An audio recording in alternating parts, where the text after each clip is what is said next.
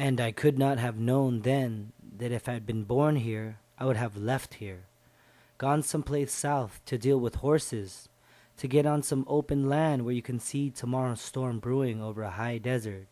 I could not have known then that everybody, every person has to leave, has to change like seasons.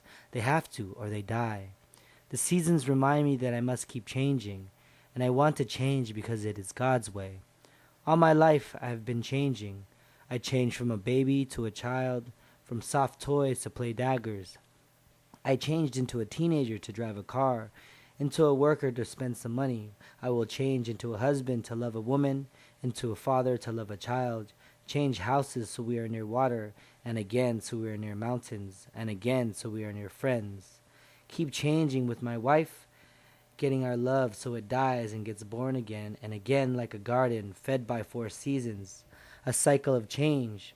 Everybody has to change or they expire. Everybody has to leave. Everybody has to leave their home and come back so they can love it again for all new reasons. I want to keep my soul fertile for the changes so things keep getting born in me, so things keep dying when it is time for things to die.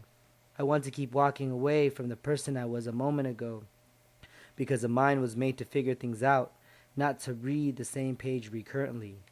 Only the good stories have the characters different at the end than they were at the beginning.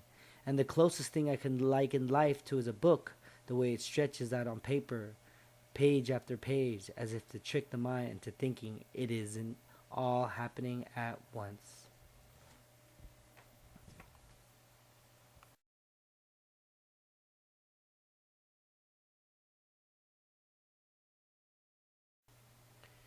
If a man's senses are either sharpened or dulled by the way he rubs against time, mine have become increasingly sharp over these last 3 weeks.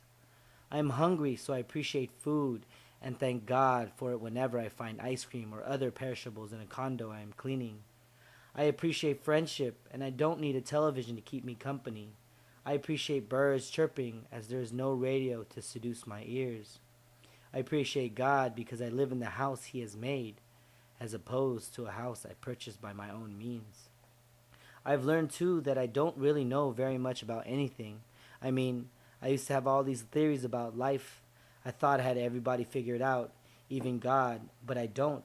I think the woods being away from all the clinging suit of commercialism have taught me life is enormous, and I am very tiny in the middle of it. I feel at times like a droplet of water in a raging river. I know for a fact that as a grain of sand compares in size to the earth itself, I compare in size to the cosmos. I am that insignificant.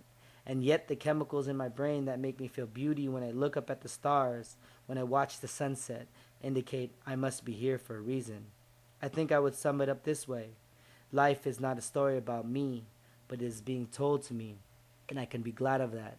I think that is the why of life, and in fact, the why of this ancient faith I am caught up in too. Enjoy God.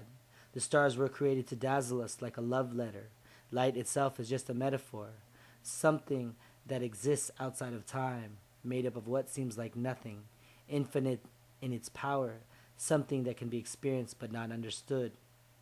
Like God, relationships between men and women indicate something of that nature of God, that He is relational, that He feels love and loss. It's all metaphor.